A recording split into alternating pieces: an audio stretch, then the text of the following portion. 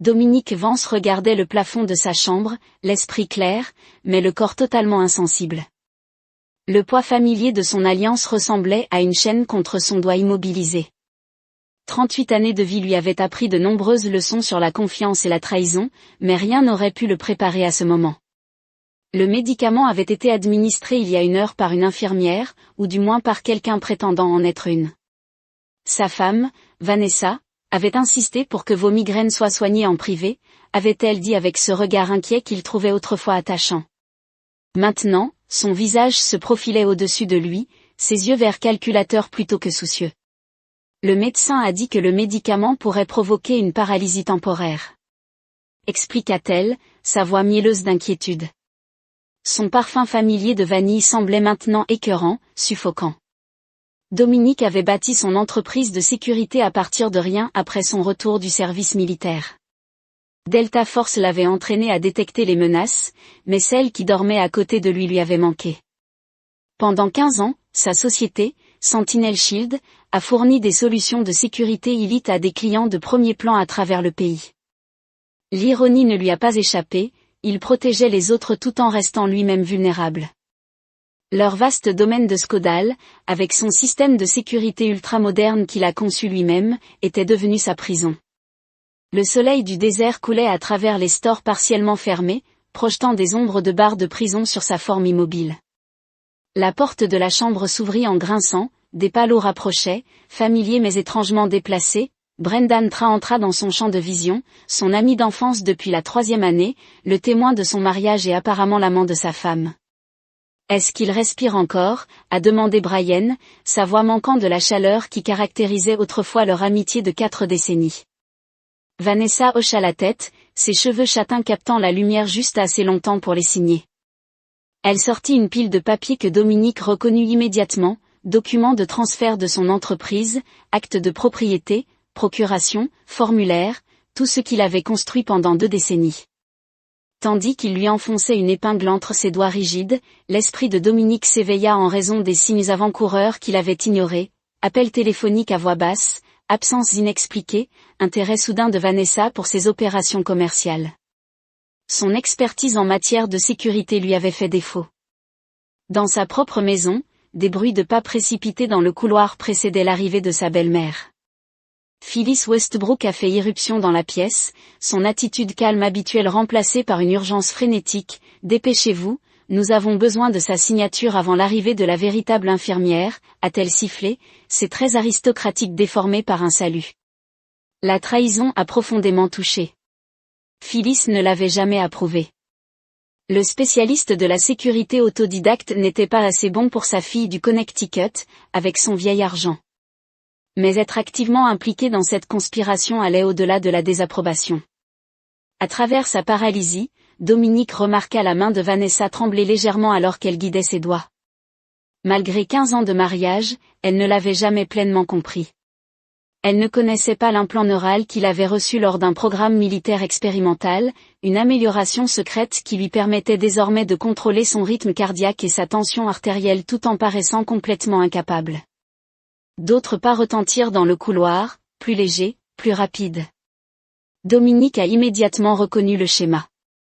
Lucy Fellow, son assistante depuis 8 ans et la seule personne, outre son défunt père, à connaître son implant et ses capacités, aimait Madame Vance. Lucy a crié, transportant depuis le hall le service de santé à domicile en disant qu'il y avait eu une erreur d'horaire. Ils envoient la bonne infirmière maintenant. La panique apparut sur le visage de Vanessa alors qu'elle regardait Brendan dans les yeux. Il n'en avait pas tenu compte. Nous avons besoin de plus de temps. Marmonna Brendan en cherchant quelque chose dans la poche de sa veste, une seringue remplie de liquide clair. Dominique comprit avec une clarté terrifiante qu'il ne s'agissait pas seulement de voler ses biens. Ils avaient l'intention de le tuer. Chapitre 2, Tromperie web. 6 mois plus tôt, Dominique avait remarqué le premier fil qui se dénouait dans le tissu de son mariage. Un voyage d'affaires à Phoenix s'était terminé tôt et il était rentré chez lui pour trouver la maison vide, malgré l'assurance de Vanessa qu'elle passerait la soirée au gala de charité de sa mère. Cette nuit-là, il a accédé aux images de sécurité, une habitude née de la paranoïa professionnelle, et a trouvé un gap de 2 heures. Quelqu'un avait désactivé son propre système, quelqu'un qui connaissait les codes de contournement. Vanessa avait toujours levé les yeux au ciel face à ces mesures de sécurité, les qualifiant d'excessives. Maintenant, il se demandait si elle avait été plus attentive qu'il ne le pensait.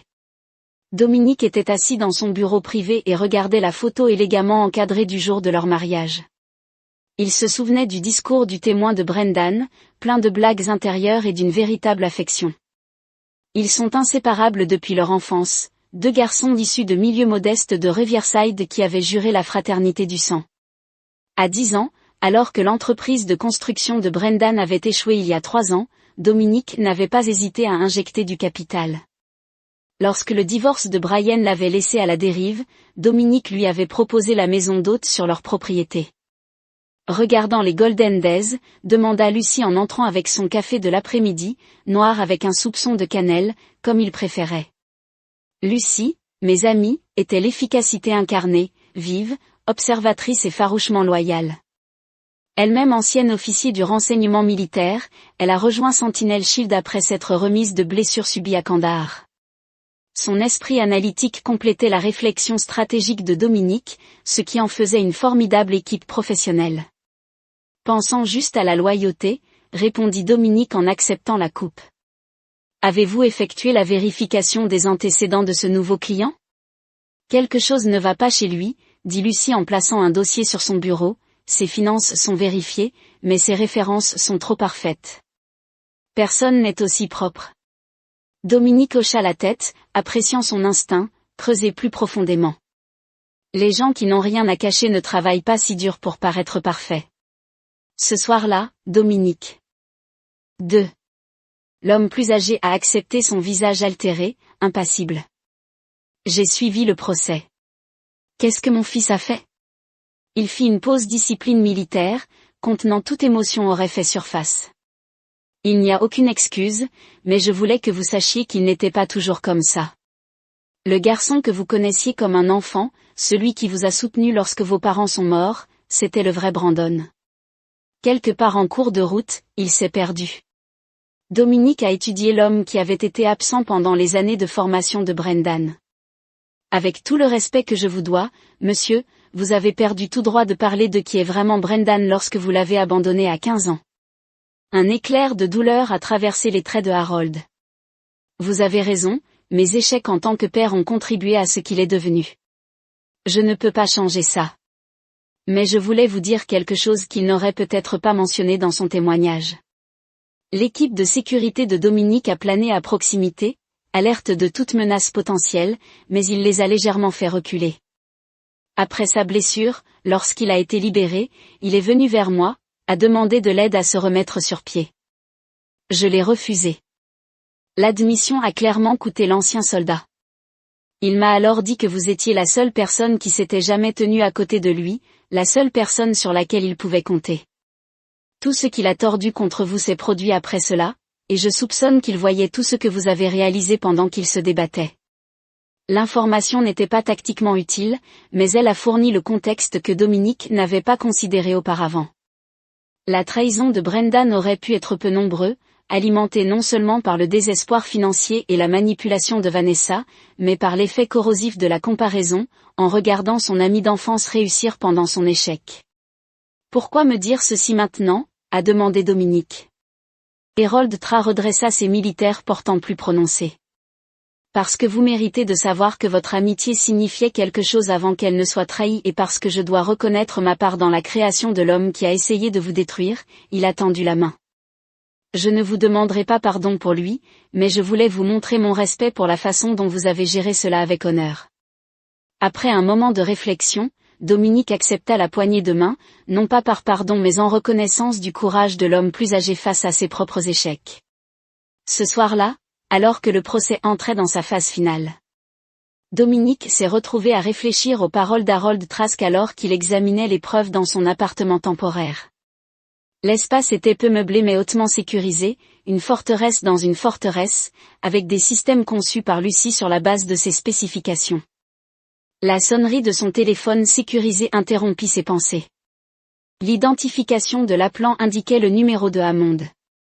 Nous avons une situation, a déclaré à Monde sans préambule lorsque Dominique a répondu « Brendan Tra a été retrouvé mort dans sa cellule il y a 1 heure, suicide apparent ».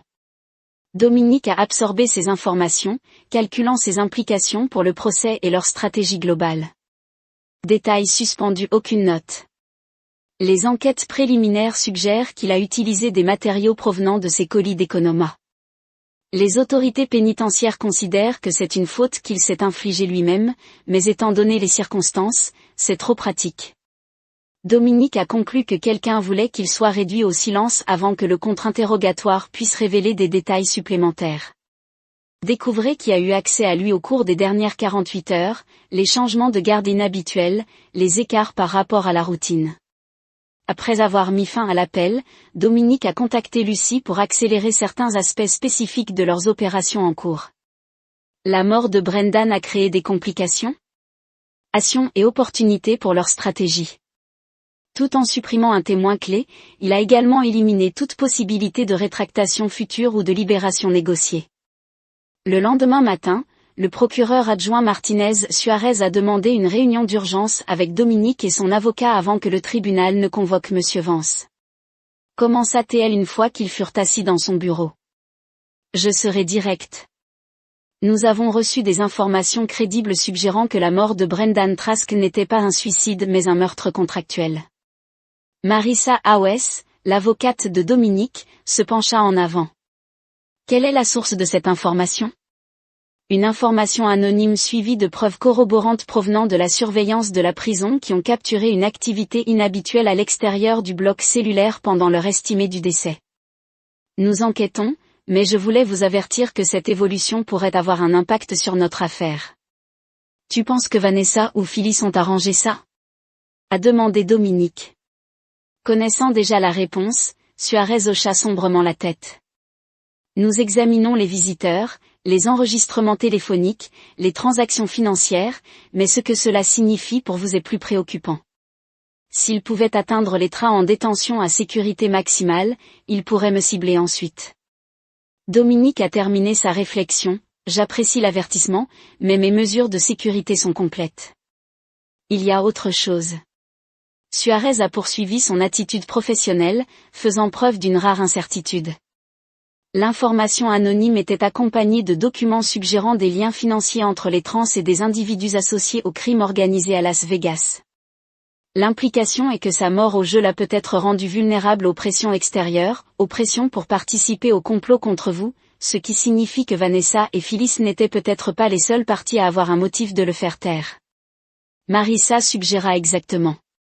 Suarez a confirmé que nous élargissons notre enquête, mais je voulais que vous sachiez que cette affaire pourrait avoir des dimensions au-delà de ce que nous avions initialement compris, ce développement étant aligné sur la propre collecte de renseignements de Dominique. Grâce au contact de Hammond, il avait déjà identifié des liens entre les dettes de jeu de Brendan et un réseau contrôlé par Anthony Perelli, un homme d'affaires semi-légitime ayant des liens connus avec le crime organisé. Ce qui restait incertain était de savoir si l'organisation de Perelli avait participé activement au complot contre lui ou s'il s'agissait simplement de créanciers opportunistes utilisant le désespoir de Brendan à leur profit. Alors que le procès reprenait ce matin-là, la nouvelle de la mort de Brendan a jeté une ombre sur la procédure. Le juge Whitfield a demandé au jury de ne pas spéculer sur les causes ou les implications, mais l'impact était inévitable. Vanessa, généralement calme tout au long du procès, semblait visiblement secouée.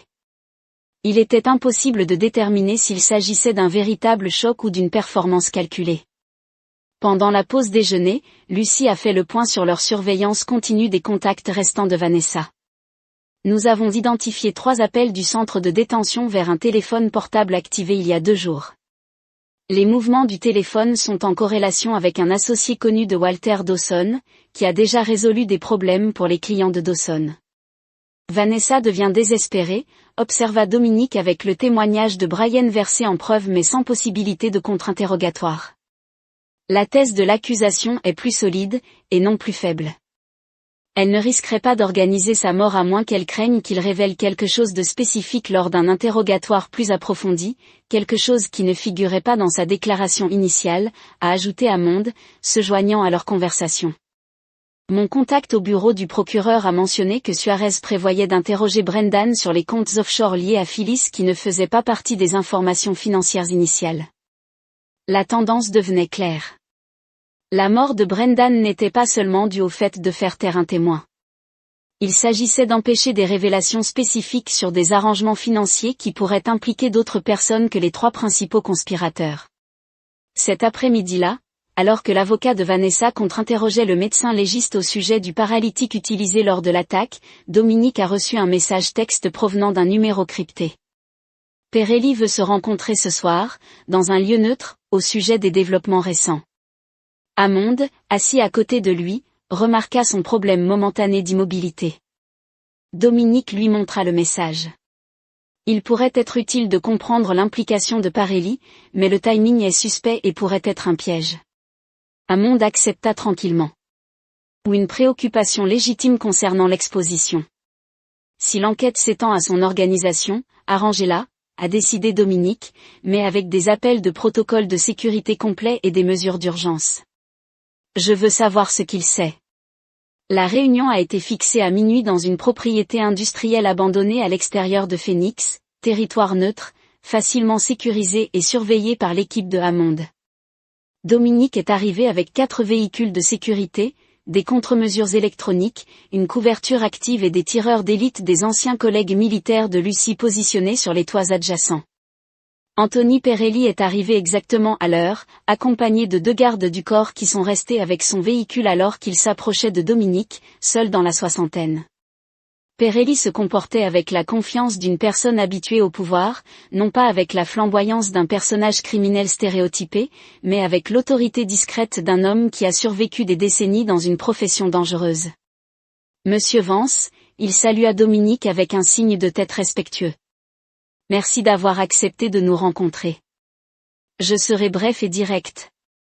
La mort de Brendan Trask crée des complications pour nous deux. J'écoute. Répondit Dominique, en gardant une distance professionnelle. Traed, mon organisation des sommes considérables. Son engagement initial avec votre femme et sa mère était financier, un moyen de résoudre ses dettes grâce à l'accès à vos actifs. Lorsque cela a dégénéré en tentative de meurtre, certaines parties au sein de mon organisation ont vu un avantage potentiel à permettre au plan de se réaliser. L'aveu de Perelli a été prononcé sans excuse, une simple déclaration de la réalité commerciale. Et maintenant, ces mêmes parties s'inquiètent de l'extension des enquêtes. La mort n'était pas de notre fait. Qui a été arrangée par Phyllis Westbrook par l'intermédiaire d'intermédiaires. Mais cela attire une attention indésirable sur les connexions financières que mon organisation préfère garder discrètes. Dominique évalua la franchise de Perelli. Que proposes-tu ? Un arrangement mutuellement avantageux. Je fournis des informations sur les structures financières. Westbrook a établi que vous n'avez peut-être pas découvert de compte, de propriété ou de ressources d'urgence. Vous vous assurez que votre influence considérable auprès des poursuites se concentre uniquement sur les accusations de tentative de meurtre, et non sur l'écosystème financier plus large qui les entoure. Pourquoi devrais-je accepter cela ? A demandé Dominique, même s'il avait déjà compris la valeur stratégique de l'offre. Perelli sourit légèrement, parce que la destruction complète de vos ennemis nécessite des informations complètes et parce que votre intérêt est la justice pour l'attentat contre votre vie, et non une croisade contre des arrangements commerciaux qui ne vous ont jamais directement menacé. La proposition correspondait aux objectifs de Dominique. Le protocole Cerberus a été conçu pour démanteler systématiquement la vie de ces traîtres, et non pour faire la guerre au crime organisé. L'alliance tactique avec Perelli offrait l'accès à des informations qui autrement pourraient rester cachées, en particulier sur les décennies de mines financières de Phyllis Westbrook. Je considérerai votre proposition, dit finalement Dominique, à condition que les informations que vous fournissez s'avèrent précieuses et vérifiables. Perelli hocha la tête, apparemment satisfait. Vous recevrez un paquet de données sécurisées dans les 24 heures. Examinez-le, vérifiez-le, puis contactez-moi via le même canal pour confirmer notre arrangement. Alors que Perelli partait, Hammond s'approcha de sa position de surveillance. Je pense qu'il est légitime. Oui, répondit Dominique. Son organisation était impliquée de manière périphérique, mais n'était pas à l'origine du complot. Maintenant, ils endommagent le mode de contrôle. Les informations qu'il fournira seront exactes. Il ne peut pas se le permettre autrement. Le paquet de données est arrivé comme promis, une documentation complète des structures financières établies par Phyllis Westbrook sur 3 décennies. Les informations ont révélé un réseau bien plus étendu que même leur enquête n'avait découvert, plusieurs juridictions, des sociétés écrans élaborées et des administrateurs désignés, créant des couches d'isolation entre le nom de Westbrook et les actifs réels. Plus important encore, les documents révélaient l'existence d'une fiducie, établie au nom de Vanessa mais contrôlée par Phyllis, contenant des actifs détournés des propriétés de la famille Westbrook avant que les créanciers puissent les réclamer. La fiducie, basée aux îles Caïmans, détenait environ 40 millions de dollars, ressources auxquelles Vanessa pourrait accéder en cas de décès ou d'incapacité de Phyllis. Cela explique leur confiance, observa Lucy en analysant les documents. Même si elle était reconnue coupable, Vanessa pensait avoir obtenu la liberté financière une fois cette confiance activée et explique pourquoi Brendan a dû mourir. Hammond a ajouté que son témoignage élargi aurait pu révéler cette structure aux enquêteurs. Dominique a étudié attentivement les documents de fiducie. Les conditions d'activation sont particulières, décès de Phyllis, incapacité permanente ou instruction directe aux fiduciaires. Il n'y a aucune disposition pour l'activation si Phyllis est incarcérée, ce qui signifie que Vanessa ne reçoit rien tant que sa mère est en vie et en prison. Lucy a conclu exactement. Dominique l'a confirmé, et Phyllis n'a créé aucun mécanisme pour accéder elle-même à ses fonds pendant son incarcération, un oubli important. Avec ce nouveau protocole d'information, Cerberus est entré dans sa phase finale. Hammond a fourni une sélection de documents aux procureurs fédéraux enquêtant sur les crimes financiers, garantissant ainsi que l'existence de la fiducie soit connue des autorités sans en révéler la source. Lucy s'est coordonnée avec les unités de renseignement financier des juridictions concernées, signalant la confiance pour un examen réglementaire. Plus important encore, Dominique a fait en sorte que Phyllis soit informée de ces développements, non pas par les voies officielles, mais grâce à des informations soigneusement placées fournies à son avocat de plus en plus désespéré. Le message était clair, les ressources cachées sur lesquelles elle comptait pour l'avenir de sa fille étaient désormais compromises, sans aucun moyen d'y accéder elle-même. 2 jours plus tard, alors que l'accusation se préparait à clore sa thèse, Phyllis Westbrook a demandé une réunion avec les procureurs pour discuter d'un éventuel accord de plaidoyer. Les conditions qu'elle proposait étaient révélatrices, pleine coopération et témoignage contre Vanessa en échange d'une contrepartie lors du prononcé de la peine et d'une disposition spécifique ISS concernant ses conditions de détention.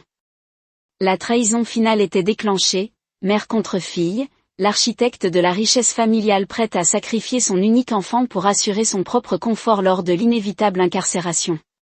Lorsque la nouvelle de l'offre de coopération de Phyllis parvint à Vanessa par l'intermédiaire de son avocat, le sang-froid soigneusement maintenu dont elle avait fait preuve tout au long du procès se brisa finalement. À la vue de la salle d'audience, elle s'est précipitée vers sa mère, criant des accusations de trahison.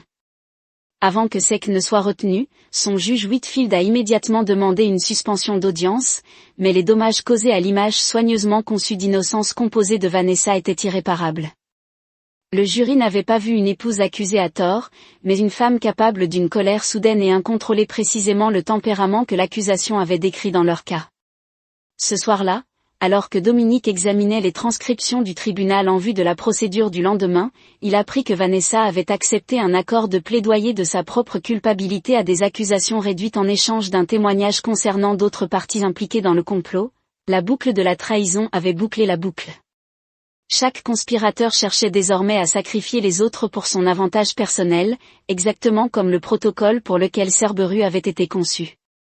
L'isolement, la pression et la diffusion d'informations stratégiques avaient créé un environnement dans lequel l'instinct de conservation l'emportait sur toute loyauté. Alors que Dominique réfléchissait à ces développements, il reconnut que les procédures judiciaires, bien que nécessaires à la justice publique, n'étaient que la partie visible de sa réponse. Le véritable jugement pour ces traîtres résidait dans le démantèlement complet de leur vie, de leurs ressources, de leurs relations et de leurs perspectives d'avenir. Brendan était mort, sa trahison s'est soldée par un suicide ignominieux et sa réputation détruite. Phyllis a dû faire face à des années d'incarcération, avec son héritage familial en ruine et son statut social irrémédiablement endommagé. Vanessa purgerait une peine de prison importante avant de se retrouver avec ses ressources financières saisies, ses liens sociaux rompus et son identité soigneusement construite de mondaine respectable remplacée par une notoriété de meurtrier raté. Le protocole avait atteint son objectif, une destruction complète et systématique. Mais tandis que Dominique contemplait ce succès, il trouva la satisfaction de Hollow. Non pas parce que la punition était excessive, mais parce qu'aucune rétribution ne pouvait restaurer ce qui lui avait été enlevé, ni son sentiment de sécurité dans sa propre maison, ni sa capacité à faire confiance à ses proches, ni les années investies dans des relations bâties sur des fondations de sable. La véritable victoire, réalisa Théil, ne viendrait pas de la destruction de ses traîtres, mais de sa propre reconstruction, en construisant une vie où une telle trahison ne pourrait plus jamais pénétrer ses défenses. Chapitre 9, Reconstruction. 1 an après la fin des essais, Dominique se tenait sur la terrasse d'observation de sa maison nouvellement construite dans les montagnes au-dessus de Flagstaff, la propriété sécurisée par les systèmes les plus avancés développés par Sentinel Shield offrant à la fois des avantages défensifs stratégiques et un profond sentiment d'isolement. De cette élévation, les lumières de la ville en contrebas semblaient lointaines et contenues, comme un monde séparé qu'il pouvait observer sans s'engager. La phase d'audience s'était terminée par des résolutions soignées. L'accord de plaidoyer de Vanessa avait abouti à une peine de 20 ans avec possibilité de libération conditionnelle après 15 ans, la retirant ainsi de la vie de Dominique jusqu'à ce qu'ils approchent tous les deux de la vieillesse. Phyllis Westbrook, malgré sa coopération, avait été condamnée à 18 ans de prison pour son rôle dans The Conspiracy, une peine qui, à son âge, équivalait à une peine d'emprisonnement à perpétuité. Les sanctions financières, les saisies d'avoirs et les jugements civils avaient achevé leur dévastation financière. Les joueurs de moindre importance avaient subi les conséquences qui s'imposaient. Le docteur Reynolds avait perdu sa licence médicale et avait été condamné à 5 ans de probation en échange de sa coopération. Petra Klein avait disparu dans le programme de protection des témoins lors des manifestations après avoir fourni un témoignage qui a contribué à démanteler plusieurs opérations criminelles liées à l'affaire.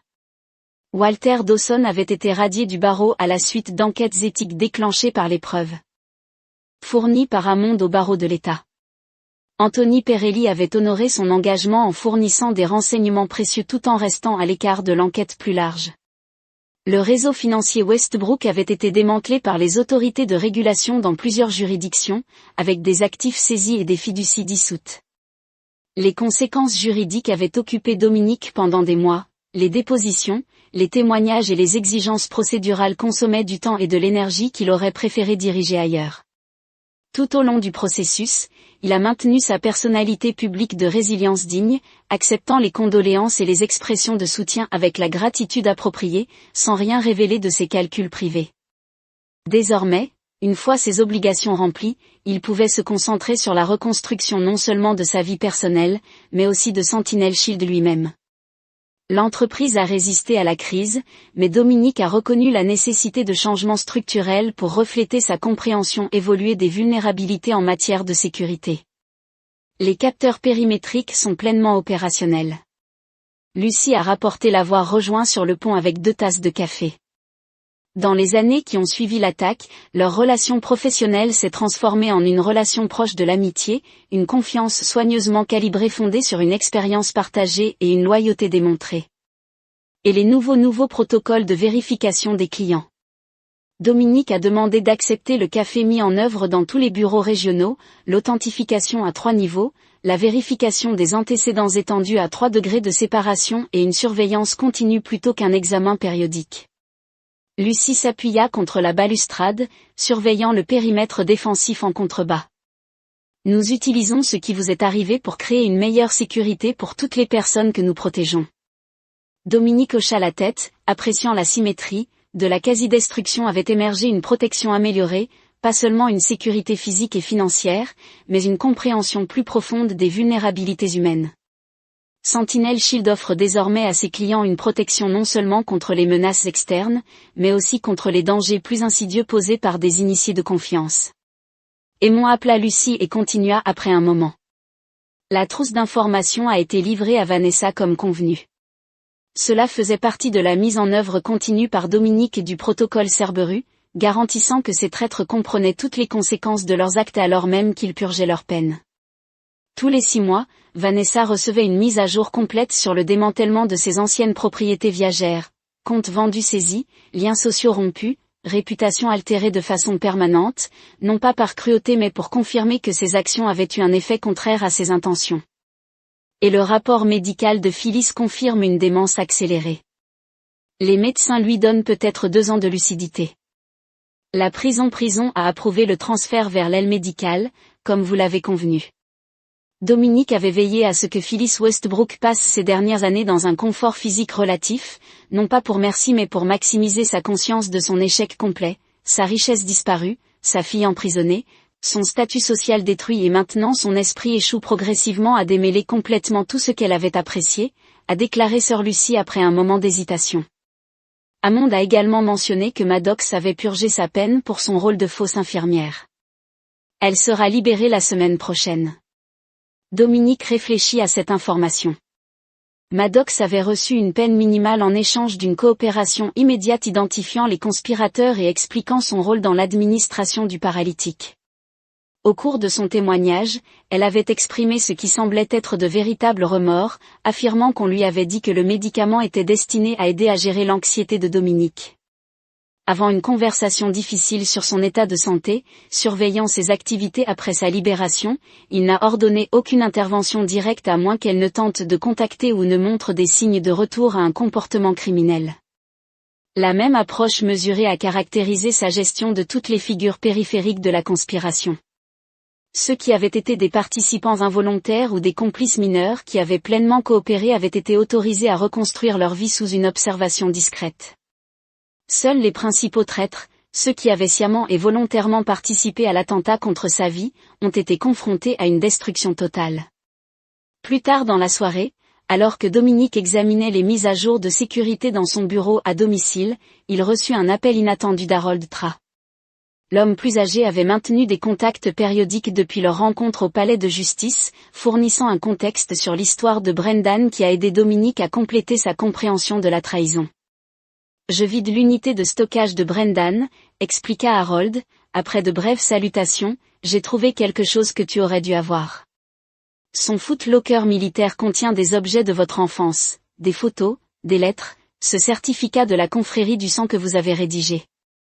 Cela semble mal de le jeter, mais je comprends si vous n'en voulez pas. Dominique réfléchit à l'offre. L'impulsion d'effacer toutes les preuves de Brendan de sa vie était en conflit avec la valeur stratégique de comprendre complètement son ennemi. J'enverrai quelqu'un pour le récupérer, décida-t-il. Merci de me l'avoir fait savoir. Après avoir mis fin à l'appel, Dominique était assis immobile à son bureau, contemplant les artefacts d'une amitié qui avait duré des décennies avant d'aboutir à Trey. Le passé ne peut pas être modifié, mais il peut être étudié, analysé pour déceler des tendances, des vulnérabilités et des enseignements susceptibles de prévenir de futures menaces. Une notification de son système de sécurité indiquait l'arrivée de Hammond. L'ancien agent du renseignement était devenu le conseiller le plus fiable de Dominique, son expérience des opérations de renseignement humain fournissant une perspective précieuse sur les motivations et la loyauté. Rapport d'étape sur le projet Phoenix. Aymon a annoncé en entrant dans le bureau, faisant référence à leur initiative initiale visant à repenser fondamentalement l'approche de Sentinel Shield en matière de sécurité client. Pendant l'heure suivante, ils ont passé en revue les changements opérationnels, les ajustements du personnel et les développements technologiques qui positionneraient l'entreprise à l'avant-garde des services de sécurité complets. L'expérience de la trahison s'était traduite en expertise, une éducation douloureuse transformée en avantage professionnel. À la fin de leur réunion, Aymon hésita avant de demander « Avez-vous pensé à la candidature de Teresa Fuller ?» La question faisait référence à un ancien spécialiste du renseignement militaire qui avait postulé pour un poste chez Sentinel Shield. Hautement qualifié mais avec des relations personnelles qui soulevaient des conflits potentiels. Son frère travaille pour l'organisation de Parelli. Dominique a noté une relation distante, mais toujours une vulnérabilité.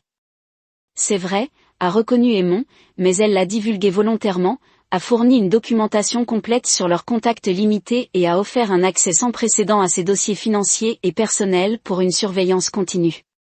Dominique a considéré cette transparence. Organiser un entretien personnel. Je ferai l'évaluation finale. Cela représentait son approche évoluée de la confiance, ni acceptation naïve ni rejet général, mais une gestion calculée des risques soutenus par des systèmes conçus pour détecter les premiers indicateurs de trahison potentielle. Personne n'est entré dans son entourage sans un contrôle approfondi, une surveillance continue et une responsabilité à plusieurs niveaux. Alors que Hammond partait, Dominique retourna à la plateforme d'observation et regarda le coucher de soleil peindre les montagnes dans des tons de plus en plus profonds d'ambre et de violet. La beauté du paysage contrastait avec la précision calculée de sa vie reconstruite, une forteresse de protocoles de sécurité, de relations stratégiques et de plans d'urgence conçus pour garantir que personne ne puisse plus jamais pénétrer ses défenses. Pourtant, malgré ces mesures, il a reconnu que l'isolement complet comportait ses propres vulnérabilités. La connexion humaine, soigneusement gérée et vérifiée en permanence, reste nécessaire tant au fonctionnement personnel qu'à l'efficacité professionnelle. Le défi consistait à créer des systèmes permettant une telle connexion tout en maintenant une protection suffisante contre la trahison. La solution avait émergé sous la forme d'un noyau cénal, un cercle restreint d'individus qui avaient fait preuve de loyauté par des actions vérifiables, qui acceptaient une transparence sans précédent en échange de confiance et qui comprenaient que la trahison déclencherait des protocoles plus complets que ceux que Vanessa, Brian et Phyllis avaient connus. Lucy et Hammond ont constitué la base de ce groupe central, leur loyauté démontrée à travers le creuset de la conspiration et ses conséquences. D'autres seraient ajoutés avec une extrême prudence, chacun représentant un risque calculé justifié par la valeur spécifique qu'ils apportaient à la vie et à l'organisation reconstruite de Dominique. Alors que l'obscurité tombait sur les montagnes, Dominique a activé les protocoles de sécurité nocturne de la propriété, des systèmes automatisés analysant le périmètre, l'imagerie thermique suivant les mouvements dans des zones définies, des algorithmes d'IA analysant les modèles à la recherche d'anomalies. La technologie fournit un cadre de protection, mais il comprend désormais que la véritable sécurité nécessite plus que des systèmes électroniques et des barrières physiques. Cela nécessitait de comprendre la nature humaine, l'interaction complexe de la loyauté envers soi-même, une opportunité qui déterminait si quelqu'un restait un allié ou devenait une menace. Il fallait accepter que la confiance n'était pas un état binaire mais un risque calculé, continuellement évalué et ajusté, basé sur des modèles de comportement observables.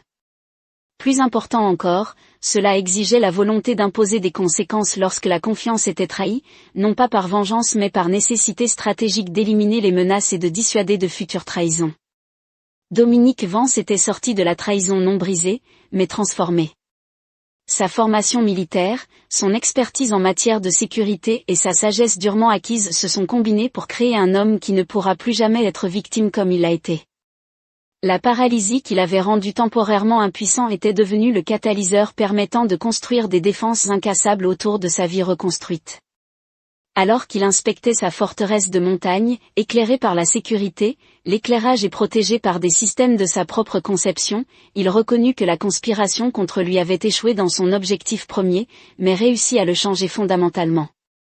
L'homme en qui il avait été capable de faire entièrement confiance, croyant en une loyauté fondée sur une histoire commune, était mort sur ce lit, alors qu'il était paralysé et regardait sa femme orchestrer son meurtre. L'homme qui avait émergé était plus fort, plus vigilant, en fin de compte, plus efficace, non seulement pour se protéger, mais aussi pour remplir la mission de Sentinel Shield consistant à protéger les autres contre tout l'éventail des menaces, y compris celles posées par des initiés de confiance. Ce n'était pas la vie qu'il aurait choisie, mais c'était une vie fondée sur une compréhension lucide de la nature humaine et sur la discipline nécessaire pour agir selon cette compréhension sans hésitation ni remords. En ce sens, c'était le parfait mémorial de la trahison qu'il avait nécessité. Un rappel quotidien que la confiance sans vérification n'est pas une sécurité mais une vulnérabilité. Dominique Vance avait appris cette leçon à un coût personnel mesurable. Il n'aurait plus jamais besoin de l'apprendre. C'est là que notre histoire se termine.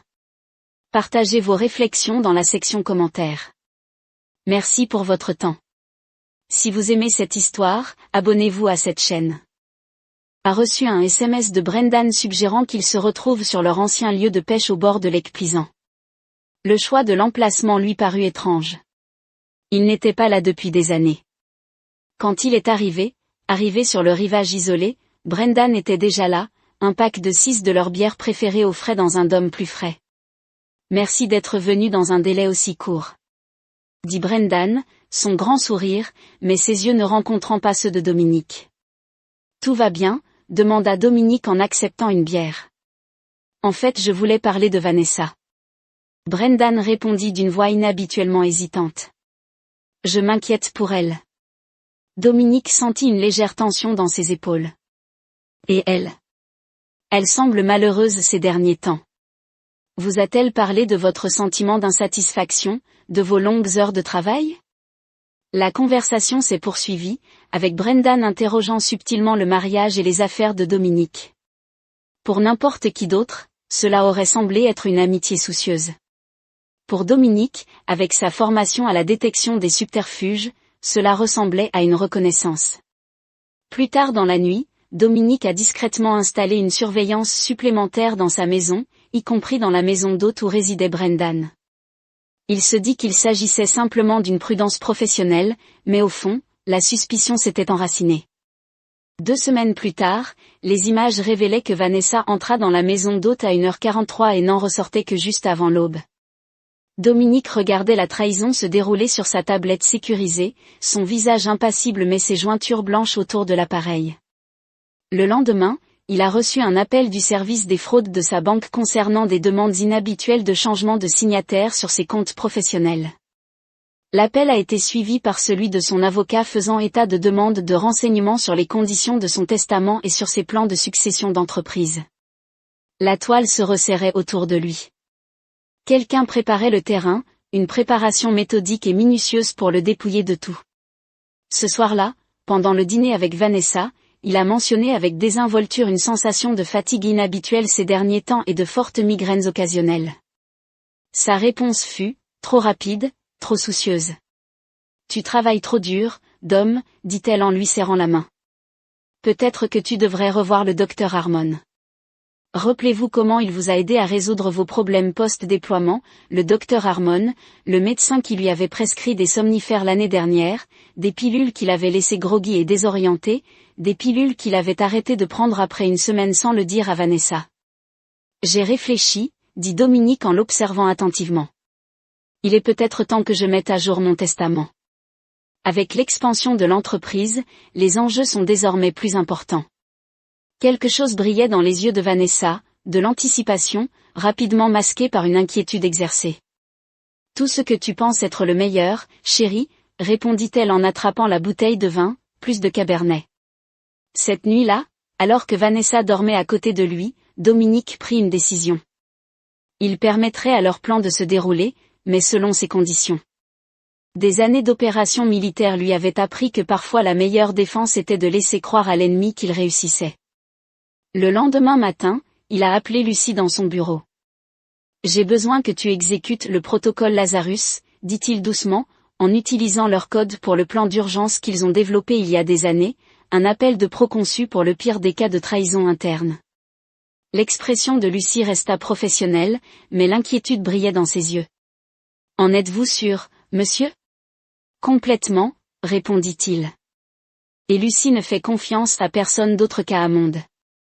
Hammond Pierce était le plus ancien contact militaire de Dominique, travaillant désormais comme enquêteur privé spécialisé dans les affaires trop délicates pour les voies officielles.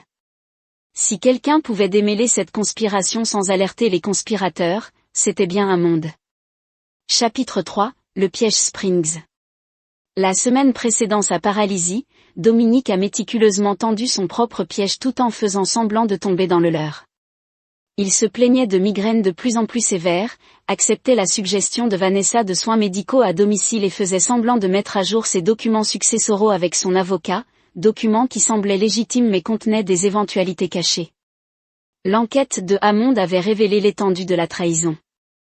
Les dossiers financiers montraient que Brendan perdait de l'argent depuis des années. Son entreprise de construction. Une coquille pour les dettes de jeu, Vanessa effectuait des retraits réguliers de ses comptes personnels, accumulant de l'argent qui ne pouvait être retracé. Le plus choquant a été l'implication de Phyllis Westbrook. La belle-mère de Dominique avait mis à profit ses relations sociales pour faire diverses présentations entre Vanessa et un arrangeur discret connu pour résoudre des mariages malheureux pour des femmes riches. Le plan du conspirateur était élégant dans sa simplicité, utiliser des médicaments pour rendre Dominique temporairement paralysé, mais conscient, le forcer à signer des documents transférant ses actifs, puis administrer une dose mortelle qui apparaîtrait comme une interaction médicamenteuse accidentelle. Avec sa signature sur les documents de transfert et les formulaires de procuration. Vanessa contrôlerait tout.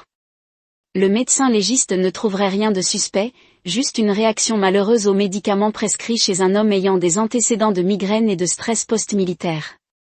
Ce qu'il ne savait pas, c'est que Dominique avait élaboré une contre-mesure élaborée.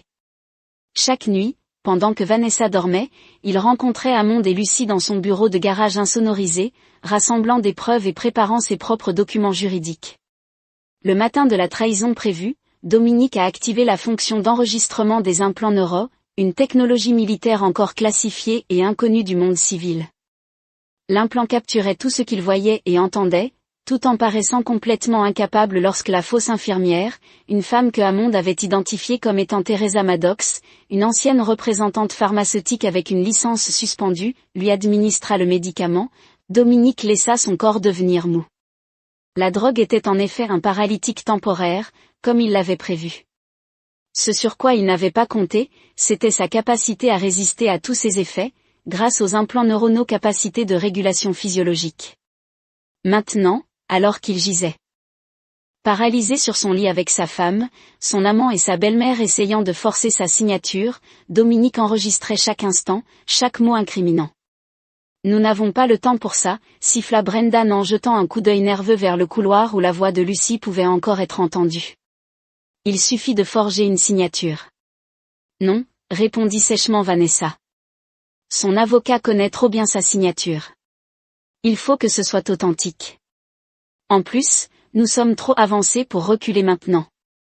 Phyllis faisait les 100 pas au pied du lit, ses talons coûteux claquant contre le parquet. Cela aurait été inutile si vous aviez divorcé correctement, Vanessa. Ton père et moi t'avons élevé pour être plus intelligent que ça. Le divorce lui aurait donné le temps de cacher ses biens, a lancé Vanessa. Tu sais à quel point il est prudent. C'est le seul moyen de tout obtenir. La porte de la chambre s'ouvrit complètement et Lucie se tenait dans l'embrasure de la porte, son attitude professionnelle fermement en place, malgré la scène qui se déroulait devant elle. Derrière elle se tenait une infirmière en uniforme, l'infirmière légitime du service de santé à domicile. Que se passe-t-il ici ? Demanda l'infirmière, la confusion évidente dans sa voix. Je m'appelle Rosa Jiménez et je travaille pour des soins de santé à domicile. Je dois vérifier les signes vitaux de Monsieur Vance et lui administrer ses médicaments. Il y a eu un problème de communication. Vanessa balbutia rapidement, cachant les documents derrière son dos. Mon mari a déjà reçu ses médicaments. Il se repose maintenant. L'infirmière fronça les sourcils en s'approchant du lit. Ce n'est pas possible. J'ai ces médicaments prescrits ici et Providence a des protocoles stricts quant à savoir qui peut les administrer. Alors que l'infirmière se dirigeait vers Dominique, Brendan s'avança agressivement. Ce qui s'est passé ensuite s'est déroulé à une vitesse surprenante. Lucie, avec les réflexes de sa formation militaire, se déplaça entre Brendan et l'infirmière. Monsieur, j'ai besoin que vous reculiez, dit-elle fermement, sa main plongeant discrètement dans sa veste. Dans ce moment de distraction, Phyllis prit une décision désespérée. Elle attrapa la seringue des mains de Brendan et se précipita vers Dominique, avec l'intention de terminer ce qu'ils avaient commencé. Dominique vit la seringue descendre vers son bras. Avec un effort monumental, luttant contre le paralytique, il réussit à se déplacer légèrement, juste assez pour que l'aiguille rate sa veine et plonge dans le matelas. Le mouvement a choqué tout le monde dans la pièce. Dominique n'était pas censé pouvoir bouger du tout. HK, faire semblant. Cria Brian, atteignant la gorge de Dominique. La porte de la chambre s'ouvrit à nouveau, révélant cette fois Amonde Pierce et 2 policiers en uniforme. Personne n'a bougé. Amonde commandait sa voix, portant l'autorité indubitable de son ancien grade militaire. Brendan Ra, Vanessa Vance, Phyllis Westbrook, vous êtes détenus pour tentative de meurtre et complot. Alors que les officiers se déplaçaient pour sécuriser les 3 conspirateurs, Lucie administra rapidement le contre-agent au paralytique que Amonde avait amené. Lentement, le contrôle revint aux membres de Dominique. Le visage de Vanessa se tordit d'incrédulité. Comment tu étais complètement paralysée? Le médicament aurait dû. Devrait l'avoir quoi Vanessa? Dominique a demandé sa voix de cheval mais ferme alors qu'il avait du mal à dire, debout, j'aurais dû me laisser impuissant pendant que tu as volé tout ce que j'ai construit, tu aurais dû me tuer. C'est un malentendu. Phyllis est intervenue en douceur pendant des années de conditionnement social. Ma fille était simplement préoccupée par les décisions de son mari en matière de santé. Ces documents sont des procurations médicales standards. Aimon sourit froidement. Madame, nous avons des semaines de conversations enregistrées entre vous trois qui complotent cela, sans parler de Miss Maddox, votre fausse infirmière, qui fournit déjà une déclaration complète en échange de moi. Alors que les officiers conduisaient les trois conspirateurs hors de la pièce, Vanessa croisa les yeux de Dominique une dernière fois. Tu ne prouveras jamais rien, siffla-t-elle. C'est votre parole contre la nôtre. Dominique, désormais capable de s'asseoir complètement, croisa son regard fermement. En fait, Vanessa, ce sont tes paroles contre toi.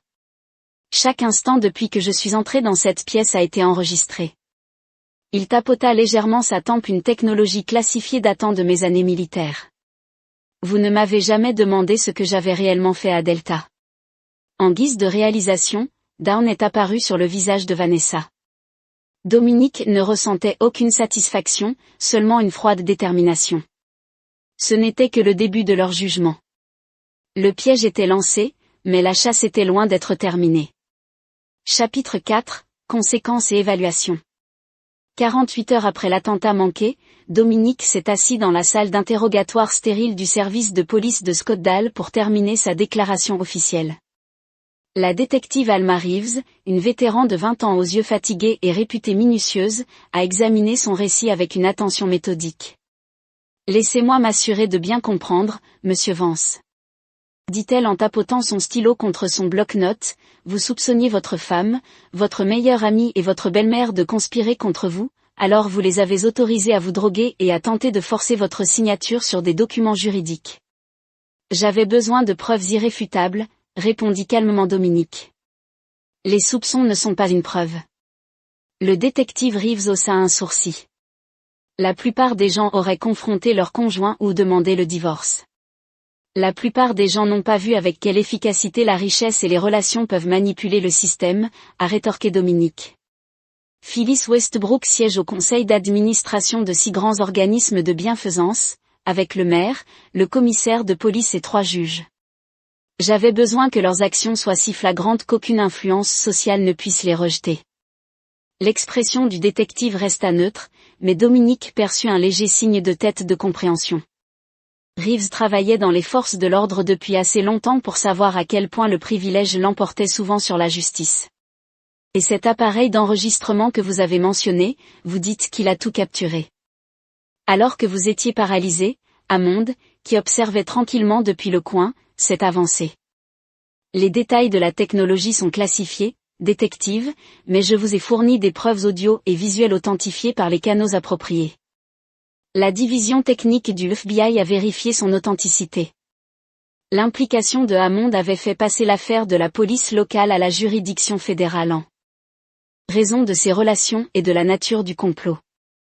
Ce qui avait commencé comme une enquête pour tentative de meurtre comprenait désormais des accusations de complot, de fraude et d'utilisation de substances contrôlées dans la perpétration d'un crime. Après avoir terminé sa déclaration, Dominique est sorti du commissariat de police et a trouvé Lucy Wettin près de sa voiture. Sa posture alerte, malgré l'épuisement évident dans ses yeux, elle l'a à peine quitté depuis l'incident. Le contact d'Aimon au bureau du procureur a appelé.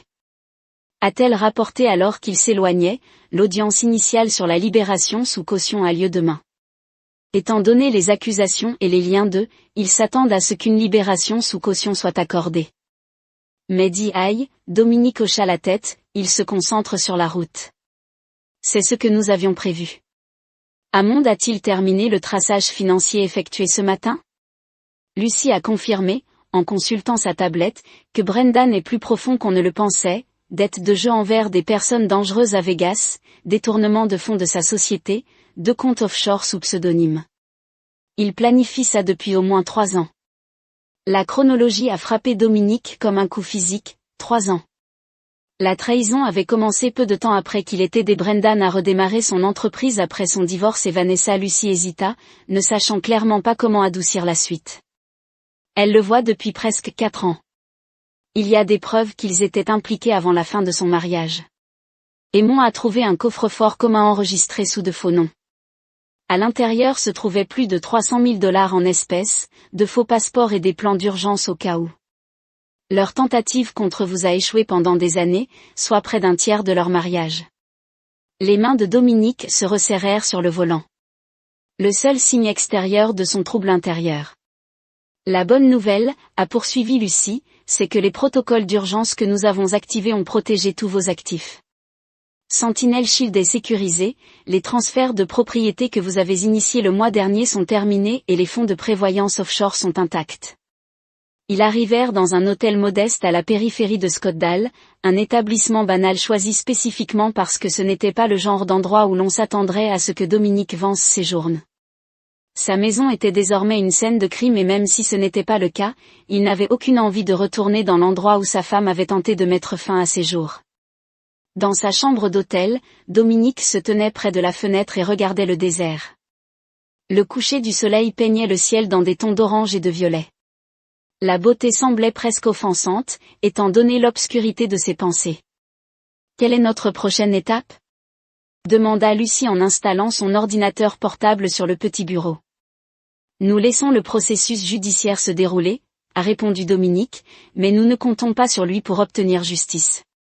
Lucy leva les yeux, comprenant l'implication. Protocole Cerbère, Dominique hocha la tête. Le protocole Cerbère, du nom du chien mythologique à 3 têtes qui gardait les portes d'Hadès, était leur plan d'urgence le plus complet, conçu pour démanteler systématiquement la vie d'un adversaire sur plusieurs fronts simultanément. Commencer par l'aspect financier, a-t-il demandé. Je veux comprendre chaque envoi qu'ils ont déplacé au cours des 5 dernières années.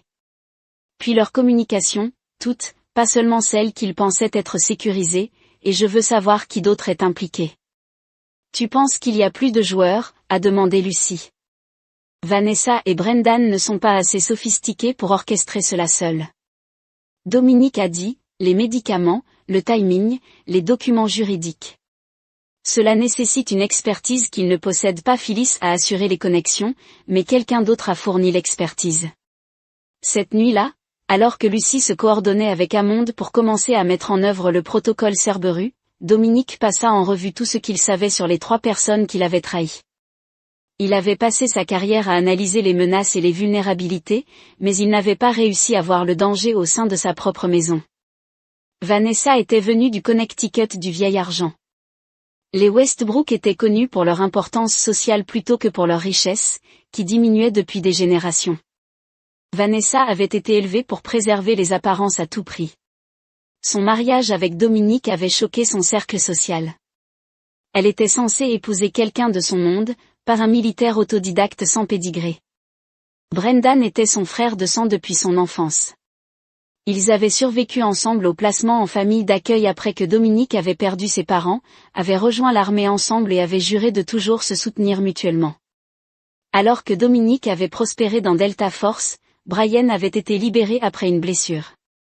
La divergence sur leur chemin avait commencé là. Dominique construisait Sentinel Shield tandis que Brian luttait avec la vie civile, prenant une mauvaise décision après l'autre. Phyllis Westbrook n'avait jamais caché sa déception face au choix du mari de sa fille, mais elle avait caché son désespoir financier. L'enquête initiale de Hammond avait révélé que la fortune de Westbrook avait été épuisée il y a des années, Phyllis entretenant l'illusion de richesse grâce à des investissements de plus en plus risqués et à des prêts contre des propriétés familiales. Tous les 3 avaient des motivations au-delà de la simple cupidité. Vanessa voulait la liberté sans perdre son statut. Brendan voulait la rédemption et la vengeance d'avoir vécu dans l'ombre de Dominique, Phyllis voulait restaurer l'héritage en voie de disparition de sa famille. Comprendre leur motivation était crucial pour ce qui allait suivre, car Dominique ne cherchait pas seulement la justice légale, il planifiait des contre-attaques complètes de dévastation, chapitre 5. L'audience préliminaire a eu lieu 3 semaines après l'attentat manqué contre Dominique. Les marches du palais de justice étaient bondées de journalistes. L'affaire avait retenu l'attention du public. Une histoire salace de trahison parmi l'élite de Scottsdale. Dominique est entré par une porte latérale, accompagné de Hammond et de son avocate, Marissa Gago, une formidable avocate connue pour sa préparation méticuleuse et ses tactiques impitoyables. Lucy est restée dehors pour se coordonner avec leur équipe de sécurité. Des menaces de mort avaient commencé à arriver peu de temps après. L'affaire a fait la une des journaux, certaines provenant de sources inconnues, d'autres des associés des relations de jeu de Brendan qui craignaient que son témoignage ne les implique. Dans la salle d'audience, le regard de Dominique rencontra celui de Vanessa pour la première fois depuis son arrestation. Elle s'est assise à côté de son avocat de la défense de haut niveau. Son apparence soigneusement cultivée pour projeter la vulnérabilité. Un maquillage subtil qui mettait en valeur sa fatigue, une robe bleu marine conservatrice qui suggérait le sérieux plutôt que son style de créateur habituel. Quand elle vit Dominique, quelque chose brillait dans ses yeux, non pas du remords mais du calcul. Brian, assis à une table séparée avec son propre avocat, avait l'air vidé. La prison n'avait pas été tendre avec lui. Sa posture habituellement confiante était affaissée, ses yeux parcourant nerveusement la salle d'audience. Lorsqu'il remarqua Dominique, il détourna rapidement le regard. Phyllis, quant à elle, a conservé son allure aristocratique, malgré la combinaison orange. Elle s'est assise bien droite, son expression de souffrance indignée, comme si la procédure était un inconvénient plutôt qu'un jugement. La juge, Sandra Whitfield, est entrée dans la salle d'audience, sa réputation de non-sens et d'efficacité la précédant. Au début de la procédure, l'accusation a exposé son dossier, les preuves matérielles, le témoignage de la fausse infirmière devenue témoin à charge et les enregistrements de l'implant neural de Dominique. Lorsque les avocats de la défense ont demandé que les enregistrements soient déclarés irrecevables, citant les lois sur la confidentialité et une providence douteuse, Hammond a discrètement transmis une note à Marissa. Après l'avoir lue, elle se leva avec une confiance retrouvée. Votre honneur, Monsieur Pierce, vient de m'informer que le ministère de la Défense a autorisé la divulgation d'informations classifiées concernant l'appareil d'enregistrement. Un représentant du ministère est présent et prêt à témoigner de sa légalité. Cette évolution inattendue a visiblement ébranlé la défense. L'implication du ministère de la Défense a élevé l'affaire au-delà de ce à quoi il s'était préparé. À la fin de l'audience, la caution avait été fixée à 12 millions de dollars chacun pour Vanessa et Brendan, et à 5 millions de dollars pour Phyllis en raison de son plus grand risque de fuite compte tenu de ses relations internationales. Le procès était prévu 6 mois plus tard, alors que Dominique quittait le palais de justice, un homme mince en costume immaculé lui emboîta le pas. Monsieur Vance, dit doucement l'homme, sans le regarder directement, je m'appelle Adrien Frost. Je représente certaines parties qui avaient des accords commerciaux avec Monsieur Tra. Ces parties s'inquiètent des informations qui pourraient émerger au cours du procès. Dominique continuait de marcher, sans donner l'impression que la menace implicite l'affectait. Certaines parties devraient être plus préoccupées par leur propre exposition. Les dettes de jeu de Brendan ne m'intéressent pas, à moins qu'elles ne soient liées à l'attentat contre ma vie. Bien sûr, Frost a répondu doucement. Cependant, mes clients apprécieraient une certaine assurance de votre discrétion. Ils sont prêts à faire en sorte que cela en vaille la peine. Dominique cessa de se tourner pour faire pleinement face à l'homme. Permettez-moi d'être très clair, Monsieur Frost. Je ne réponds pas bien aux menaces ou aux pots de vin. Si vos clients restent en dehors de mon chemin, ils restent hors de mon radar. Sinon, il a laissé les conséquences sous silence. La façade composée de Frost agit légèrement comme une micro-expression de malaise traversant ses traits. Je vais transmettre votre message. Ce soir-là, dans la salle des opérations sécurisées qu'ils avaient établie au siège de Sentinel Shields, Dominique, Lucy et Hammond passèrent en revue leurs progrès. Vanessa a été libérée sous caution cet après-midi, Hammond a rapporté que Phyllis était toujours en traitement. L'avocat de Brendan essaie toujours d'obtenir des fonds. Qu'en est-il du 4e conspirateur ? Demanda Dominique en étudiant le schéma de réseau affiché sur l'écran mural, un réseau complexe de connexions reliant Vanessa, Brian et Phyllis à divers associés. Lucy a mis en évidence un nœud sur le diagramme, le docteur Julian Reynolds. C'est le lien que nous recherchions, neurologue formé à Harvard, chercheur respecté et apparemment profondément endetté à cause d'un divorce compliqué. Il a fourni le médicament paralytique et a conseillé le dosage aucun contact direct avec aucun de nos 3 principes. Toutes les communications passaient par cette femme. Elle a agrandi. Autre note, Petra Klein, l'assistante personnelle de Phyllis depuis 2 ans. Quelle est son exposition, a demandé Dominique significativement. Aymon a répondu qu'il est actuellement chef du service de neurologie au Phoenix Memorial. Si son implication devient publique, il perd sa licence médicale, son poste, voire sa liberté. Dominique étudia le profil de l'homme. Prenez contact, proposez-lui un choix, coopération totale ou destruction totale. Tandis que Hammond s'occupait du Dr Reynolds, Dominique se concentrait sur Vanessa, désormais en liberté sous caution. Elle avait emménagé avec un ami d'université à Paradise Valley, une riche enclave adjacente à Scottsdale. La surveillance a confirmé qu'elle respectait ses conditions de libération sous caution, mais a également montré des visites fréquentes de son avocat et de plusieurs personnes non identifiées. Grâce à des méthodes discrètes de collecte de renseignements financiers à la limite de la légalité, Lucy a découvert que Vanessa avait vidé des comptes dont Dominique ignorait même l'existence, des comptes aux îles Caïmans, à Singapour et en Suisse antérieure à leur mariage. Le vieux West a perdu de l'argent qui n'était pas si épuisé après tout, expliqua Lucy, ou du moins de l'argent qu'il cachait aux créanciers. Phyllis transfère ses actifs à l'étranger depuis des décennies. Pouvons-nous le toucher, a demandé Dominique. Légalement non, répondit Hammond. Mais il existe d'autres approches. La phase suivante du protocole Cerberus impliquait des pressions financières, subtiles, dévastatrices et impossibles à retracer jusqu'au contact de Dominique Aymon, et la réglementation bancaire signalait les mouvements suspects de fonds, déclenchant des gels automatiques. L'expertise cybernétique de Lucy a révélé des données suggérant une évasion fiscale, ce qui a donné lieu à des audits de l'IRS.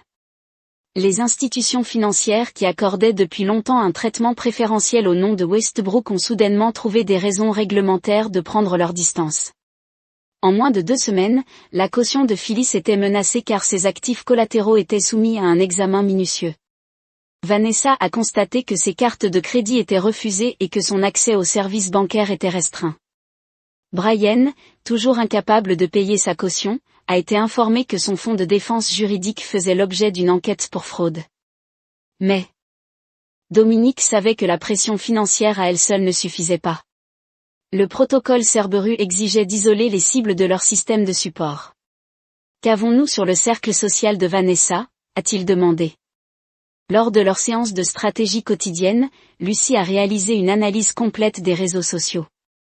Ses alliés les plus proches sont ces 4 femmes, toutes liées à la scène sociale d'élite de Scottsdale, toutes avec des secrets qu'elles ne veulent pas révéler, comme la liaison de Caroline Abbott avec l'entraîneur de tennis de sa fille, Diana Reynolds, toxicomanie sur ordonnance cachée à son mari. La Meredith Shaw Family Foundation utilise à mauvais escient des fonds caritatifs. Taylor Bennett est le mari d'une entreprise qui blanchit l'argent des cartels mexicains. Dominique réfléchit à l'information. Aucune action directe contre eux. Des conseils anonymes aux autorités compétentes pour Bennett et Shaw. Pour les autres, assurez-vous simplement que Vanessa sache que nous savons. Laissez-la se demander si elle peut leur faire confiance. La stratégie a fonctionné avec une efficacité impitoyable. Quelques jours plus tard, le soutien social de Vanessa a commencé à s'éroder. Des amis ont fait des excuses pour éviter ses appels. Les invitations ont été annulées. L'isolement social était particulièrement dévastateur pour quelqu'un dont l'identité a été construite autour de sa position sociale. Pendant ce temps, le Dr Reynolds avait choisi la coopération en échange de l'immunité contre les poursuites et la rémunération financière pour reconstruire sa vie ailleurs. Il a fourni des témoignages détaillés sur son rôle dans le complot et a retourné toute communication avec Petra Klein. Il prétend qu'on lui a dit que c'était pour une pitié. Euthanasia Hammond a rapporté avec un dégoût. Vanessa a apparemment convaincu Klein que vous aviez une condition neurologique dégénérative et que vous vouliez mettre fin à votre vie selon vos conditions, mais que vous aviez besoin d'aide en raison de membres de la famille religieuse qui contesteraient une décision de vie officielle. Une fiction pratique pour soulager sa conscience, a remarqué Dominique froidement. Et Klein ? L'ancien secteur privé opérationnel de renseignement se spécialise désormais dans la gestion de la réputation pour les clients riches, qui comprend apparemment la coordination des complots de meurtre. Trouver sa faiblesse, a indiqué Dominique. Tout le monde a gagné. En tant que protocole, Cerberus a continué à démanteler méthodiquement la vie et à soutenir les réseaux de ceux qui l'avaient trahi. Dominique a maintenu son sang-froid public au monde extérieur. Il était la victime digne permettant au système judiciaire de travailler. Il n'a donné aucune entrevue, n'a fait aucune déclaration publique au-delà du minimum requis par la procédure judiciaire.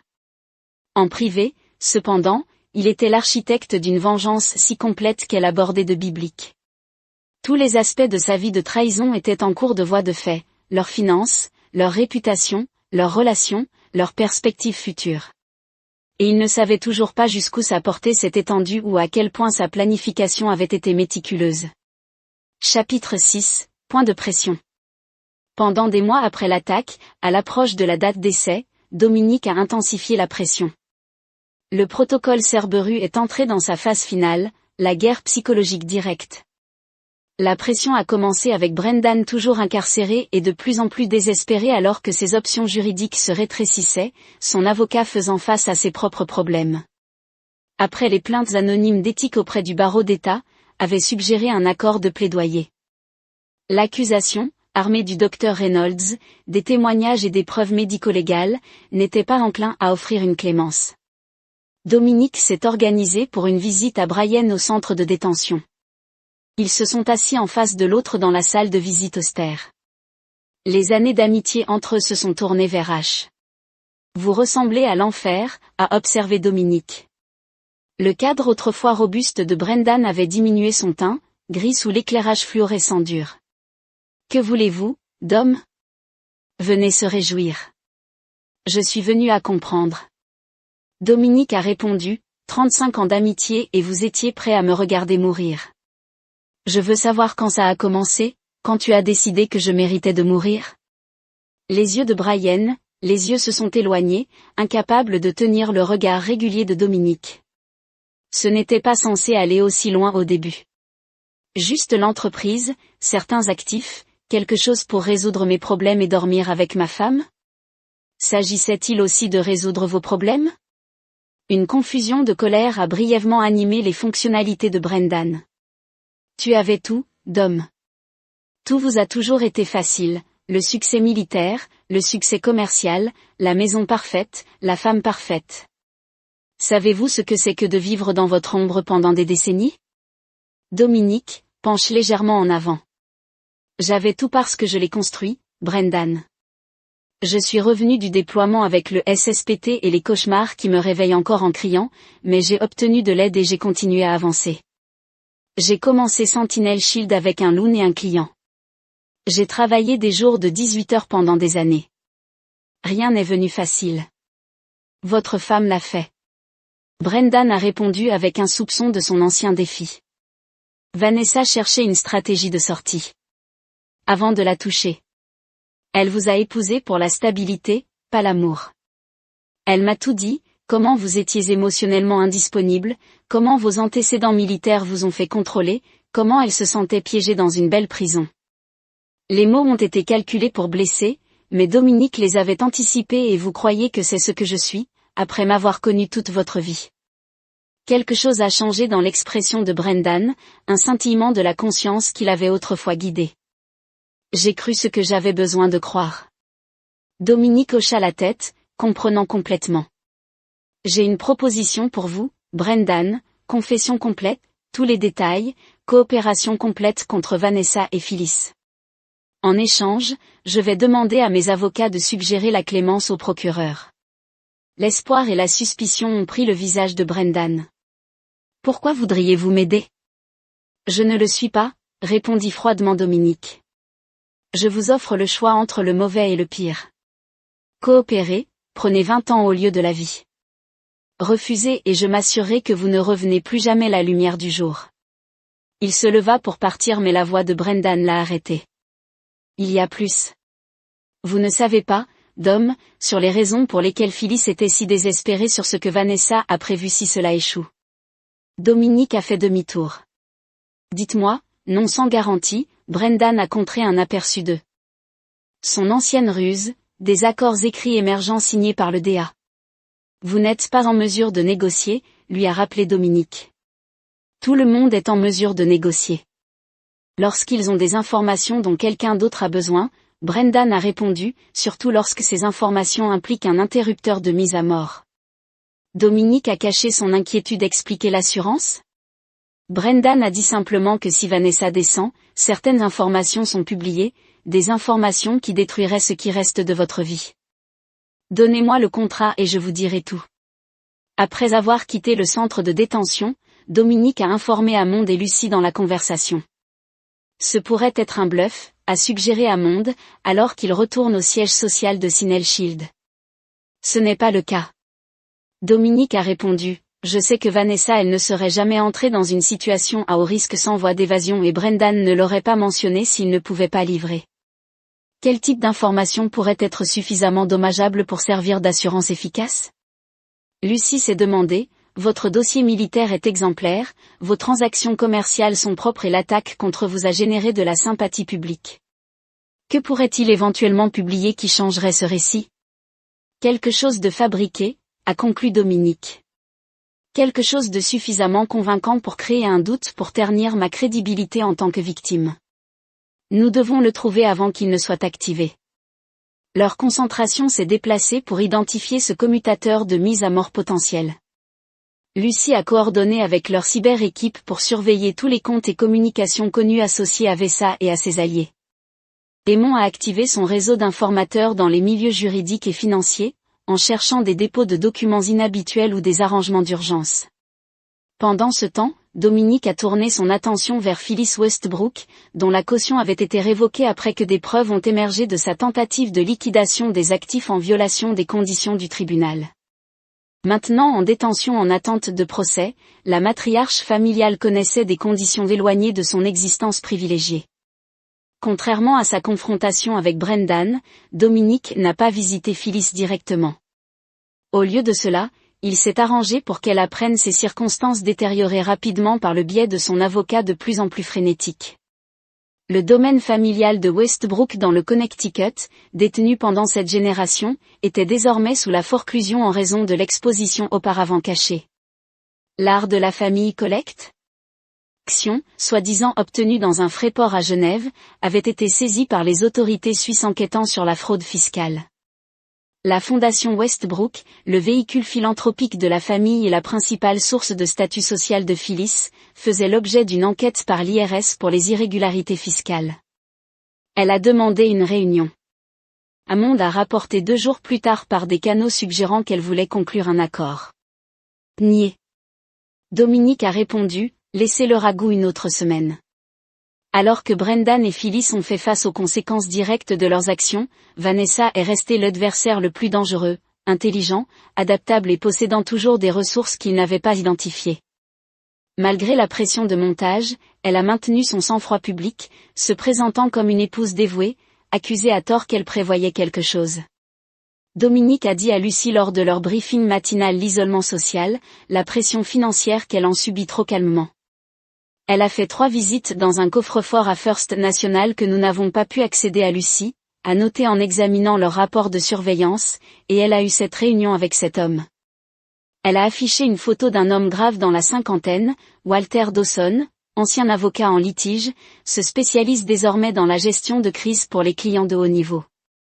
Découvrez tout sur Dawson. Dominique a demandé à chaque client, chaque cas, chaque stratégie qu'il ait jamais employée. Cet après-midi, alors que Dominique a examiné les protocoles de sécurité pour une prochaine réunion client, son téléphone sécurisé a sonné un numéro qu'il n'a pas reconnu, Monsieur Vance. Dit une voix d'une femme quand il a répondu. Voici Petra Klein. Je crois que nous avons des questions à discuter. Le pouls de Dominique s'est accéléré, bien que sa voix soit restée stable. Mademoiselle Klein, je m'attendais à votre appel. Je doute qu'elle ait répondu avec un détachement professionnel, mais les circonstances ont évolué. Je trouve que les intérêts de mon client actuel ne s'alignent plus avec le mien. Vous voulez dire, maintenant que Phyllis ne peut pas payer vos frais, vous cherchez un nouvel employeur? Une légère pause. Appelons cela un réalignement des priorités. J'ai des informations qui vous intéresseraient, des informations sur le plan d'urgence de Vanessa, a mentionné le kill switch Brendan. Dominique a déclaré plutôt que demandé, alors il vous a dit, pas les détails, je suppose, ou nous n'aurions pas cette conversation. Que veux-tu? Immunité contre les poursuites, naturellement et raisonnable pour mes services. En échange, je neutralise la menace et je fournis toutes les informations pertinentes sur les opérations que j'ai coordonnées pour les Westbrook. Pourquoi devrais-je vous faire confiance? Le rire de Klein était dépourvu d'humour. Vous ne devriez pas, mais vous devriez reconnaître une position tactique supérieure lorsque vous en voyez une. Le plan de Vanessa s'active automatiquement si certaines conditions sont remplies, son arrestation, sa conviction, sa disparition inexpliquée.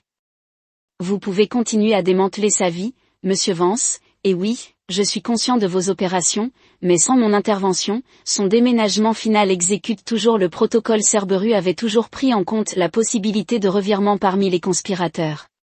Dominique avait anticipé l'éventuelle approche de Petra Klein. Ce qu'il n'avait pas prévu, c'était l'urgence dans son ton, l'indication subtile que le temps était court. Rencontrez-moi au bureau de Sentinel Shield dans 2 heures, a-t-il demandé. Venez seul ou pas du tout. Après avoir terminé l'appel, Dominique a immédiatement contacté Hammond. Klein a pris contact. Elle arrive. Mettre en œuvre des protocoles de Pani. Project Pani, du nom de la God Force pour diviser son temps entre les enfers et la surface, a été leur stratégie pour transformer un agent d'adversaire. Il impliquait un équilibre minutieux des informations vérifiées, une tromperie contrôlée et un risque calculé. Lorsque Klein est arrivée à Sinel Shield, elle s'est retrouvée escortée vers une salle de conférence où Dominique attendait avec Lucy et Hammond. Aucun avocat, aucun dispositif d'enregistrement visible. Un choix délibéré pour suggérer l'ouverture tout en dissimulant leurs véritables précautions. Klein était exactement comme son dossier avait décrit le milieu des années 40, impeccablement soigné avec la posture d'alerte d'une personne formée pour identifier les menaces. Son expression n'a rien révélé alors qu'elle prenait le siège offert, dispenons des plaisanteries, elle a commencé. Vanessa a organisé la libération de documents vous suggérant de l'avoir maltraité physique tout au long de votre mariage, dossiers médicaux, preuves photographiques, déclarations de témoins, toutes fabriquées, mais de manière convaincante. Ces matériaux ont été placés avec 5 médias différents et 2 agences d'application de la loi à être libérées lorsqu'un commutateur mort est déclenché. Quel est le mécanisme de déclenchement, a demandé Aimon. Le regard de Klein est resté sur Dominique Digital, une application obligeant Vanessa à entrer un code toutes les 72 heures. Si elle échoue, les matériaux se libérant automatiquement. Il y a aussi des déclencheurs manuels qu'elle peut activer si elle se sent menacée et que vous pouvez neutraliser. Dominique a demandé, je l'ai conçu. Klein a répondu avec une fierté professionnelle, je peux le démonter, mais j'ai besoin d'accéder à ces appareils, ce qui signifie se rapprocher d'elle sans soutenir. Pourquoi trahir votre client maintenant? Demanda Lucy. Son scepticisme évident. L'expression du client se durcit légèrement. Les Westbrook m'ont embauché pour gérer un délicat règlement de divorce, peut-être avec des manœuvres financières pour protéger les actifs. Quand il a dégénéré de tentatives de meurtre, j'aurais dû m'éloigner. Erreur professionnelle de ma part. Je corrige cette erreur. L'explication a sonné vraie, mais Dominique n'avait pas survécu dans des opérations à haut risque en prenant des explications à sa valeur nominale. Project Pani a nécessité une vérification à chaque étape. Voici ce qui se passe, a-t-il dit, glissant un dossier à travers la table.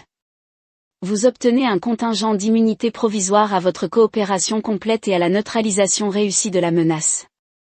Vous fournissez des informations détaillées sur le commutateur Deadman, tous les déclencheurs, toutes les destinations pour l'information.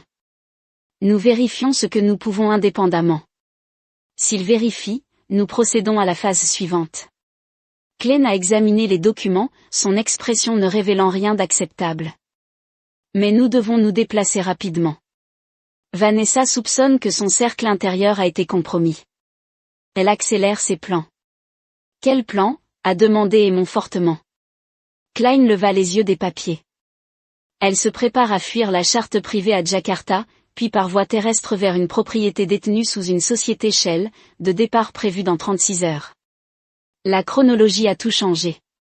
Si Vanessa nous a échappé la compétence avec accès aux ressources cachées, la stratégie entière serait compromise.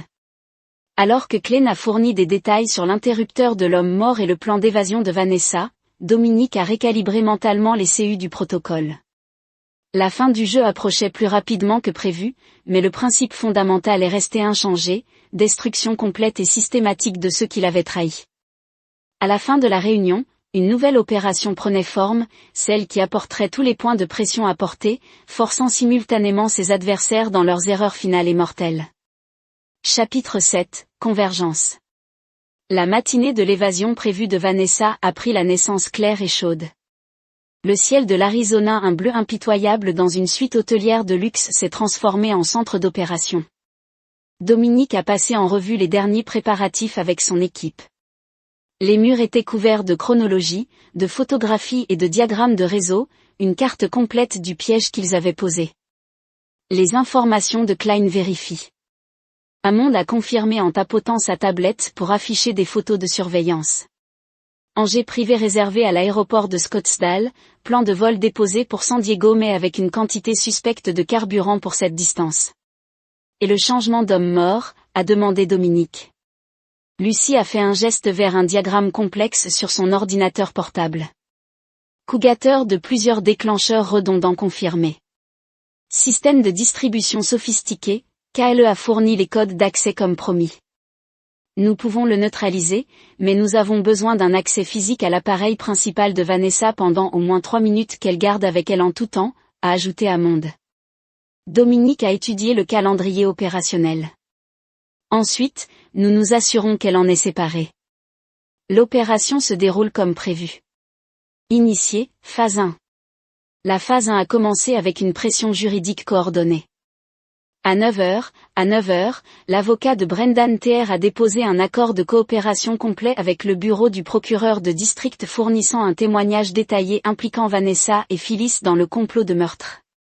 Simultanément, le contact de Hammond au FBI a soumis une demande de mandat d'arrêt d'urgence sur la base de nouvelles preuves de complot interréacteur et de risque de vol. À 10h30, les alertes de nouvelles numériques sur l'accord de coopération de Brendan ont commencé à atteindre les appareils surveillés de Vanessa. Les équipes de surveillance ont signalé des appels téléphoniques immédiats et urgents. Emballage hâtif accéléré.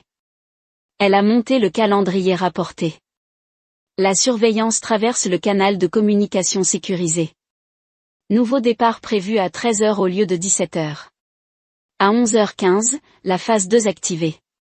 Agissant sur des conseils anonymes, les unités d'enquête criminelle de l'IRS sont arrivées au bureau de l'avocat de Phyllis avec des assignations pour tous les dossiers financiers familiaux de Westbrook.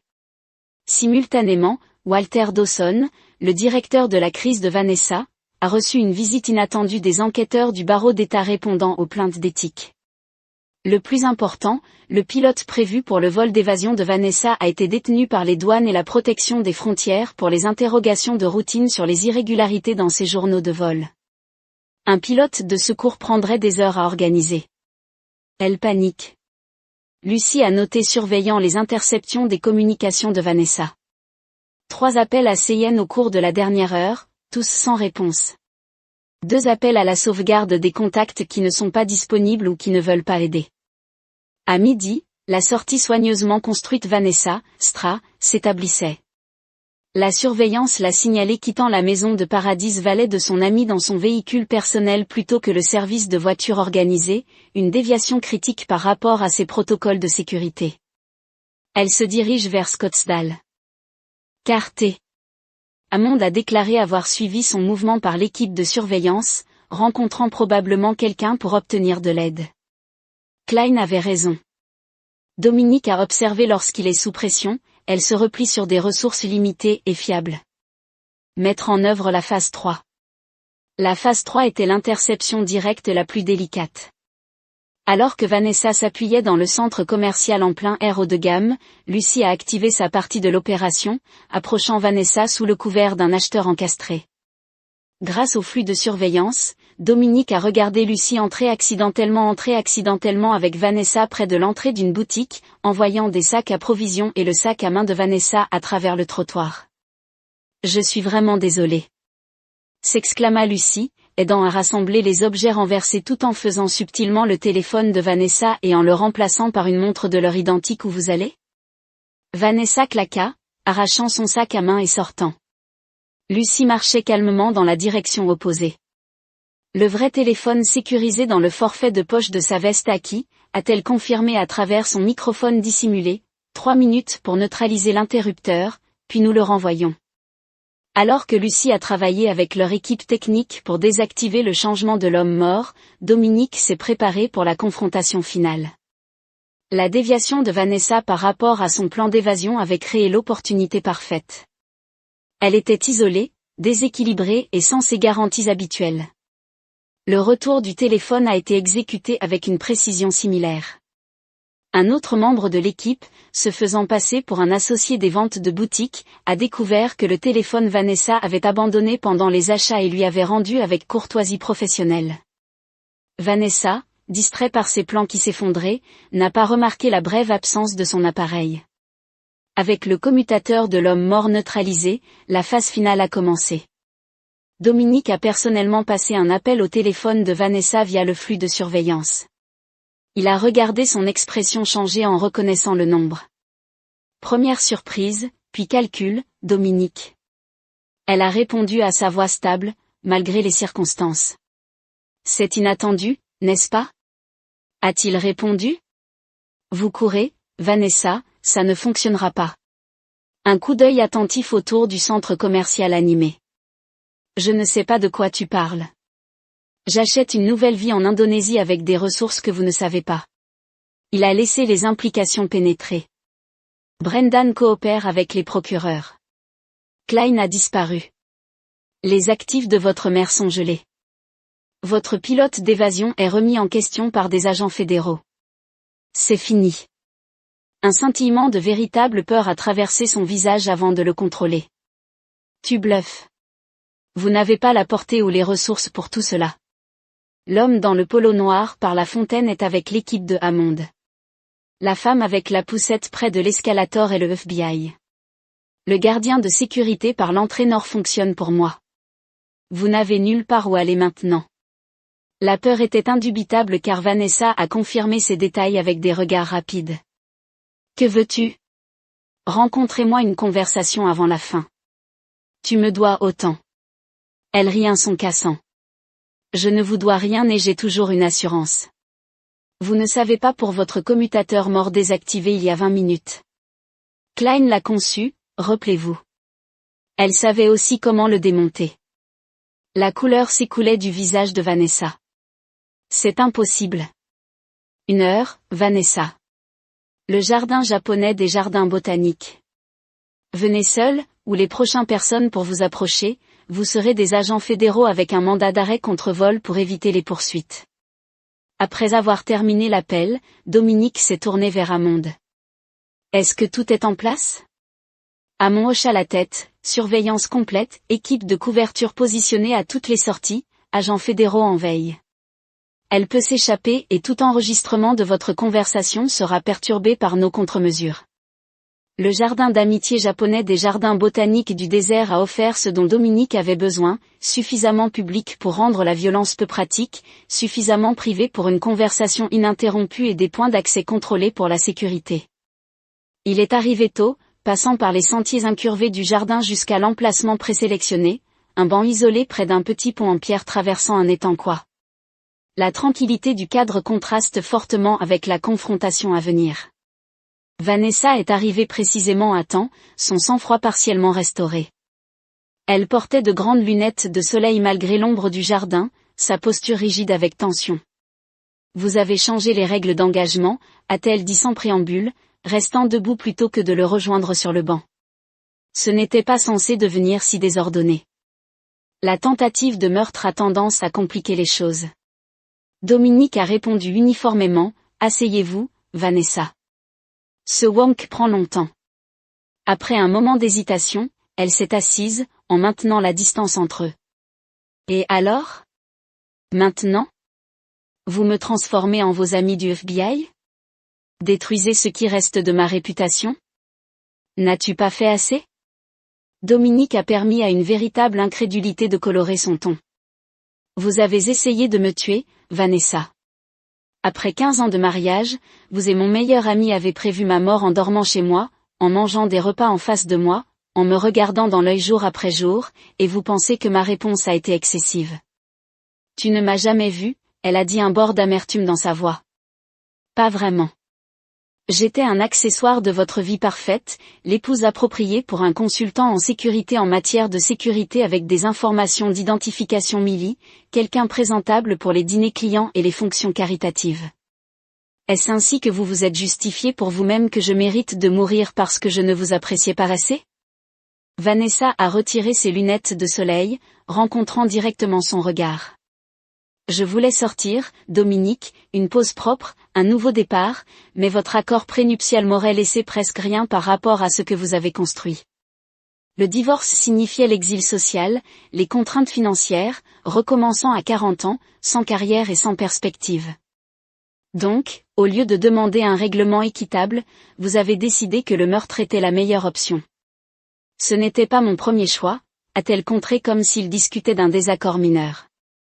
Mais quand Brendan est venu me voir avec ses problèmes financiers, lorsque ma mère a révélé à quel point la situation familiale était devenue désespérée, cela semblait être la solution la plus propre pour tout le monde.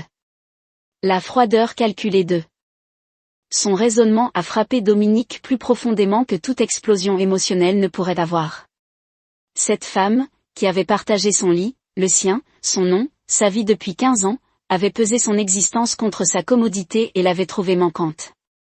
J'ai une question, a-t-il dit finalement, y avait-il jamais de vrais sentiments entre nous, ou était-ce tout calcul?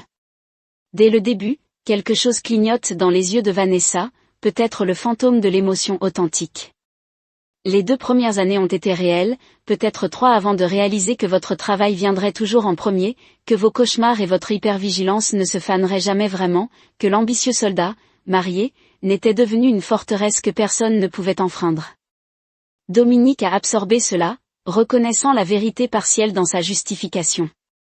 Le SSPT de son service militaire avait en effet créé des obstacles, mais sa réponse n'avait jamais été de l'aider à les abaisser, seulement à chercher l'accomplissement ailleurs, tout en maintenant la façade de leur mariage.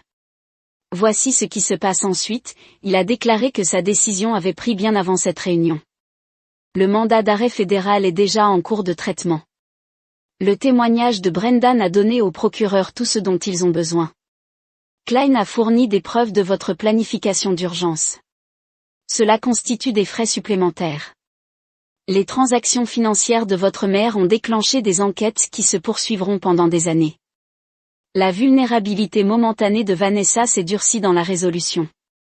Vous avez pensé à tout, n'est-ce pas? La vengeance parfaite, pas la vengeance? Dominique a corrigé sa justice avec un ajout, il a retiré une enveloppe de sa veste et l'a placée entre eux sur le banc. Cela contient des preuves d'un compte offshore à votre nom. Seulement 15 millions de dollars, assez pour recommencer, même après des frais juridiques. Les informations sur le compte ont été fournies de manière anonyme au bureau du procureur. Ils le trouveront dans la semaine. La confusion a traversé les fonctionnalités de Vanessa. Je n'ai pas de compte offshore avec 15 millions de dollars que vous faites. Maintenant, Dominique a répondu, créé le mois dernier, financé par un réseau de coquilles impossibles à me tracer, avec des enregistrements de transactions suggérant des dépôts réguliers au cours des 5 dernières années. La compréhension se rendit dans ses yeux. Vous me encadrez pour un détournement de fonds en plus de tout le reste. Pas seulement un détournement de fonds. Les modèles de transactions suggèrent que le blanchiment d'argent pour les éléments qui intéresseraient plusieurs agences fédérales, le type de charge qui ajoute des décennies à une phrase. Pourquoi? Elle a demandé, une véritable perplexité dans sa voix. Vous avez déjà gagné. Je fais face à des tentatives de meurtre. Pourquoi ajouter ceci? Dominique se tenait en regardant la femme qu'il avait autrefois aimée, parce que vous aviez raison sur une chose, Vanessa. Je suis une forteresse, et ceux qui violeront mes murs n'échouent pas seulement. Ils ont cessé d'exister. Alors qu'il s'éloignait, la laissant seule sur le banc avec l'enveloppe, il a entendu des agents fédéraux s'approcher de l'entrée du jardin. Leur timing, comme tout le reste de cette opération, avait été calculé avec précision. La satisfaction qu'il ressentait n'était pas une joie ni même un soulagement. C'était la certitude froide d'une mission achevée avec une précision absolue. Le protocole Cerberus était parvenu à sa conclusion. Ces trahisons seront confrontées non seulement à une justice légale, mais à l'annihilation complète de tout ce qu'ils appréciaient. C'était. Il réfléchit en sortant du jardin exactement le résultat qu'il avait conçu. Chapitre 8 Révélation. Le procès est devenu une sensation médiatique, un véritable récit du crime mettant en vedette des mondaines riches, une trahison et une tentative de meurtre. Le témoignage de Dominique, délivré avec précision militaire et sang-froid inébranlable, a peint un tableau accablant du complot. Les enregistrements d'implants neuronaux ont admis comme preuve après l'authentification du ministère de la Défense n'ont laissé aucune place à un doute raisonnable. Brendan Tratt, en échange d'une phrase réduite, a fourni des détails exhaustifs sur l'évolution de l'intrigue, des discussions initiales sur le fait de forcer Dominique à sortir de son entreprise au plan final pour son élimination. Son témoignage a révélé la nature calculée de leur trahison, y compris comment ils avaient exploité le SSPT de Dominique pour le faire de la médecine et finalement planifier sa mort. Le plus dévastateur était le témoignage du docteur Julian Reynolds, qui a détaillé son rôle dans la fourniture des médicaments paralytiques et les conseils sur les doses. Sa description clinique de la façon dont le médicament rendrait conscient dominant mais impuissant, capable de voir son propre meurtre sans intervention, a envoyé des ondulations d'horreur dans la salle d'audience. Phyllis Westbrook, face à l'effondrement de l'héritage et de la réputation de sa famille, a tenté de se présenter comme une mère concernée, manipulée par sa fille ébranlant. La stratégie a échoué de manière spectaculaire lorsque les procureurs ont introduit des enregistrements de son instructeur sur la façon de s'assurer qu'aucune extrémité lâche ne restait. Tout au long de la procédure, Dominique a maintenu son image publique en tant que victime digne de voir la justice rendue. Il n'a donné aucune interview, n'a fait aucune déclaration à l'extérieur de la salle d'audience et n'a montré aucune réaction visible même au témoignage le plus choquant.